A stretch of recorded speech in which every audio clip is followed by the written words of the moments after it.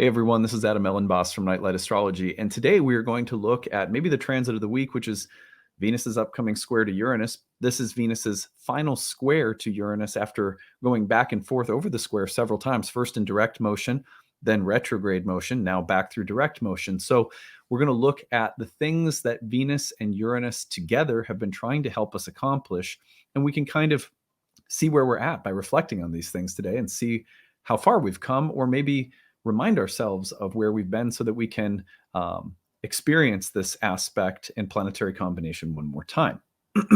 Excuse me. So that is our agenda for today. Don't forget to like and subscribe. It really helps the channel grow. It helps get my work out there. I really appreciate it when you guys help me out with that. You can share your comments and reflections as well. I love hearing from you guys, and it really creates a nice community space to hear other people's wisdom and experiences alongside of whatever I'm saying for the day. So I really appreciate it when you guys chime in and talk about what your own ideas and thoughts are about the transit that we're looking at. You can find a transcript of any of my daily talks on the website, of course, which is nightlightastrology.com. I want to take you there right now because, as you guys know, on November 18th, my next first-year program, Ancient Astrology for the Modern Mystic, begins. So we're in promotion mode right now. I promote this at the beginning of every one of my talks. You can learn more about it under the first-year course page. And as you scroll down, there's a video where I talk with some of the alumni. There's 30 classes on the year broken into different units covering all of the foundational theory and philosophy of ancient Hellenistic astrology. And as we go through those units, we break out into study sessions led by my tutoring staff. There is a tutoring forum you can access throughout the whole year with staff that are there to answer your questions, always within 24 hours. You can talk to me throughout the year about the material. There's tons of bonus material, quizzes, extra reading and videos. And of course, as the course goes on, many people will eventually take the certification test at the end. But either way, at the bottom, you'll find the payment options. And among those, I hope that you will especially check out the need-based tuition. We have a limited number of need-based tuition contracts open for every program that are meant to help people whose budgets are fixed or set in a way that may make a training program like this inaccessible. So we try to make sure that nobody's priced out. If you could use a little bit of help in making the program happen, please feel free to check that out. They will go fast, so we ask people to apply early. And if you have any questions about the program or the need-based tuition assistance, email us info@nightlightastrology.com. Again, the program starts November 18th, so we're really excited for it and hope to see some of you there soon. Okay, so let's take a look at the real-time clock and refresh ourselves. And we're going to look at Venus's square to Uranus once more. We are kind of refreshing on a transit that has been in effect for quite some time now. So here you can see Friday, September 29th into Saturday, the September 30th, that Venus passes through the square to Uranus one last time.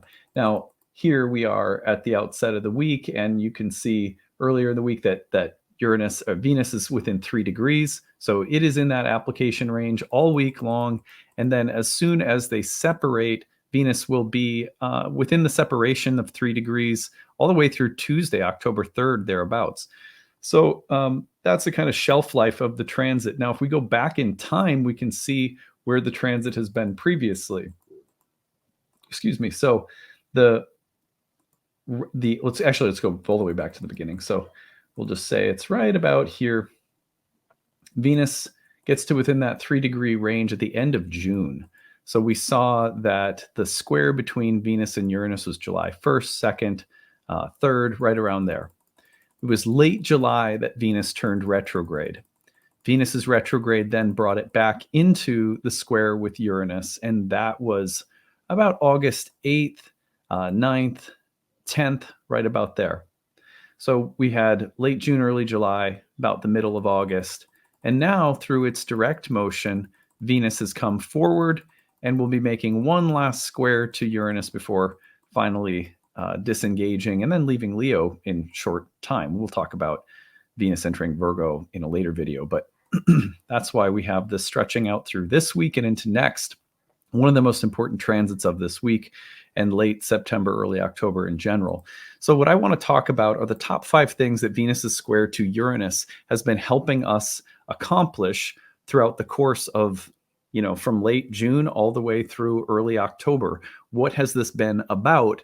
And if we can refresh ourselves on these archetypal lessons or healing or transformational processes, then we can not only take stock of where we've been, but recognize that we're passing through the final sort of the grand finale of the process itself, which for many of us may be something of a, maybe it's a like an accent on big things that already really happened over the summer. And for some of us, it may be the grand finale where the biggest events are happening this week into next with the Venus Uranus square. Either way, there are 5 things that I think I could boil it down to that Venus Uranus helps us accomplish. And we can kind of look and see where we are at with these things. Number 1 is taking risks in our relationships. So whether that means sexual experimentation or getting on a dating app or dating someone, being like asking someone out, whereas maybe we usually wait to be asked out. There's all different kinds of ways in which taking a risk in relationships or love and sexuality or even friendships will look different for different people. For someone, it might mean, exploring or experimenting with a different sexual or gender orientation. For one person, it might mean, being on top for the first time or something. Or it could mean that there's some way in which you are just choosing to make yourself more vulnerable in a relationship, and that's hard for you. What constitutes a breakthrough in a relationship? That's different for everyone, but one of the main characteristics of Venus Uranus is I'm not going to be afraid to take some risks around love, intimacy, sexuality, pleasure in my relationships. Have we taken some new risks? Have we made ourselves more vulnerable? Have we accepted the challenge of evolving and opening and getting out of old stuck habits or ways of doing things in our relationships? That is a question maybe being put to us this final pass of Venus square to Uranus. Number 2, being free to love what we love. I talked about this a lot over the course of the summer, but isn't it funny how sometimes we feel like it's not okay to love what we love or to love how we love? The way in which I love something, it shouldn't be like that. It should be this, which is, that's too much the way I love things. It should be, more controlled or something, or what I love. Well, it's probably not appropriate for me to, it could be something as simple as I love chocolate and I just shouldn't love chocolate. Sometimes Venus Uranus comes around and it's just like, no, I'm going to go further into my love of chocolate. And then actually I find that I have an easier time being moderate with the amount I consume because I honored and acknowledged the love rather than repressed it. The repression was what was creating a kind of rebellious backlash that would cause me to go from withholding to binging. Whereas going into something and just acknowledging, I love chocolate, might level things out somehow and create a more temperate approach. So being free to love what we love is an important Venus Uranus lesson, and being free to love how we love. Have we done that? Have we explored what we love and gone into it more? Or have we explored more of the style or the unique way in which you or I or anyone is going to show affection or devotion or tenderness or care, or how do we express ourselves sexually? Being free to love in the way that we do and what we do is a huge part of a Venus-Uranus dynamic. Have you allowed Venus-Uranus to touch your life in this way? It's a good question for this final passage. Number 3 is just awakening the goddess. That could be through something as simple as, redecorating in your home, which is something Ashley and I were doing over the summer. We redid our bedroom, which was really fun. We chose all of this like different paint color, decor, so sometimes it's so simple. It's about, I never wear red and, I'm going to be risky and I'm going to wear lots of red, or I'm going to wear bright red lipstick or something like that. Awakening the goddess might mean paying more attention to how you feel in your body. It could have something to do with sensuality and pleasure. It could have something to do with women, friends, sexuality, art? Have we lit the Promethean flame and, you know, gotten in contact with the goddess through it? The flame is the flame of discovery, of revolution, and of originality, and of breaking from convention. Sometimes it's a little defiant, it's even iconoclastic, but it's being done in service of what the goddess wants in our lives, or what the the the sensual desire body is doing. And it's about acknowledging that and making that sacred and holy. Holy maybe is too strong a word, but sacred is a good one at least. Awakening the goddess, bringing the revolution of the goddess into our life in any way. Maybe I've redecorated my office, maybe I've redone my wardrobe, maybe I've gotten some kind of cosmetic work done, and I don't care what people think. You know, it's like that. There's healthy and unhealthy versions of awakening the goddess. Sometimes the rebellion goes too far. It becomes intentionally, you know, it's like more about ruffling feathers than really paying attention to what makes you feel good. So there's all sorts of shadows, but just generally speaking, Venus square Uranus several times for several months has been saying to us, sort of whispering in our ear, is the goddess within you happy? Is she awake? Does she have a say? Does she have a vote on the council within, so to speak? Is her orientation being valued? So I think that's really important. Number 4 is revising our aesthetic. Now, this just means the way in which it could be the way in which we present ourselves or dress, the style, mood, or manner in which we create something. Have we allowed for, you know, sometimes the only way to step into psychological, spiritual, like important life changes, like the only way to actually step into them is to almost like reclothe ourselves. You have to do something to artistic to accommodate psychic change. For example, when we moved into this house, I was a different astrologer and I needed a different color. I used to have this bright blue, which I loved. This room was carrying a different me as an astrologer, and so purple represented that. Maybe it'll change again someday, right? How do aesthetic changes of style or decoration or ornamentation, how do they play a role in change and transformation? You cannot overlook their role when Venus is square to Uranus. Number 5. And okay, so for example, let me give you guys an example. I got this tattoo. Whoops. So you can kind of see it right like there. So I got that tattoo, which is of sun and moon. And Ashley and I both got the tattoo as we had some really big breakthroughs in our relationship, which I've shared with you guys earlier, around reestablishing some of our healthiest habits and patterns since the kids were born. So, you know, so to mark that, we got matching tattoos, which is something we talked about for a long time, but it signified the change, right? And it's artistic. This is the kind of thing that happens. You have to be careful that you don't end up getting like a butt tattoo of David Letterman's face or something. I don't know why anyone would do that.